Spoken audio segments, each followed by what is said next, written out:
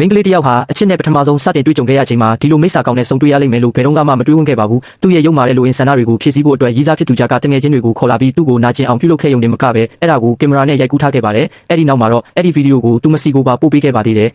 Mary ဟာသူမရဲ့မေမေစီမှာအကူအညီတောင်းချင်ခဲ့ပေမဲ့ကြောက်ရွံ့စိတ်ကြောင့်နှုတ်မဆက်ရဲခဲ့ပါဘူးတိတ်ဆိတ်စွာတီးခတ်နေရင်တနေ့နေ့မှာလွတ်လပ်မှုရလိမ့်မယ်လို့ထင်မှတ်ခဲ့ပေမဲ့ဒီလိုတိတ်ဆိတ်နေမှုကပဲဂျာကိုသူမအပေါ်ပို့ပြီးဆိုးရွားလာစေခဲ့ပါတယ်ညတညမှာတော့ဂျာကအကယ်၍ညှင်းဆန်ခဲ့ရင်ဗီဒီယိုကိုအများပြည်သူစီထုတ်ပြန်ပြမယ်ဆိုပြီး Mary ကိုထပ်မံချင်းချောက်ခဲ့ပါတယ် Mary ဟာဒူးထောက်တောင်းပန်ပြီးသူမကိုလက်လွတ်ပေးဖို့မျှော်လင့်ခဲ့ပေမဲ့မကြောက်မရွံ့ဖြစ်နေတာကိုမြင်ရတဲ့အခါဂျာရဲ့စိတ်ဓာတ်ကပိုပြ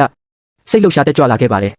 မကြမီမှာပဲဂျာကလူတွေကိုထပ်မံခေါ်ဆောင်လာခဲ့ပါတယ်အချိုရည်ပလင်းတပလင်းကိုထုတ်ယူလိုက်ပြီး Mary ကိုအကုန်တောက်ဖို့အတင်းအကျပ်ခိုင်းစေခဲ့ပါတယ်အချိုရည်ထဲမှာတခုခုပါမှန်း Mary တိနေခဲ့ပေမဲ့ညှင်းဆန်လိုက်ရင်အခြေအနေတွေပိုဆိုးသွားမှာဖြစ်တဲ့အတွက်တောက်ယုံမှတပါအခြားမရှိခဲ့ပါဘူး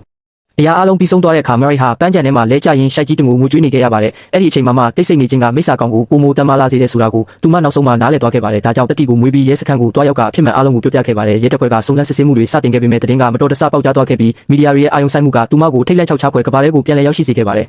14နှစ်ကြာပြီးနောက်မှာတော့ Mary ဟာအမည်ကိုရင်းနဲ့လို့ပြောင်းလဲလိုက်ပြီးအထက်တန်းကျောင်းဆရာမတယောက်ဖြစ်လာခဲ့ပါတယ်မင်္ဂလာဆောင်တော့မဲ့နာဟာဒီအိမ်မက်ဆိုးကြီးနောက်ဆုံးတော့ပြီးဆုံးသွားပြီလို့ထင်မှတ်ခဲ့ပါတယ်ဒါပေမဲ့ညတညမှာတော့သူမဟာသူစိမ့်တယောက်ပေးတဲ့ကော်ဖီကိုတောက်မိခဲ့ပါတယ်နောက်တနေ့မှာတော့ကျောင်းထဲမှာနိုးထလာခဲ့ရပါတယ်ခန္ဓာကိုယ်ရဲ့နာကျင်မှုနဲ့လက်ကောက်ဝတ်တွေပေါ်ကအမှတ်သားတွေကတခုခုမှားယွင်းနေပြီဆိုတာကိုသိရှိစေခဲ့ပါတယ်မကြမီမှာပဲမသိပဲနံပါတ်တစ်ခုစီကနေကျိုးတုတ်ခံထားရတဲ့သူမရဲ့တပ်ပုံတွေရောက်ရှိလာခဲ့ပါတယ်ထို့နောက်မှာတော့နောက်ထပ်တပ်ပုံတွေတပုံပြီးတပုံစက်တက်ရောက်ရှိလာခဲ့ပါတယ်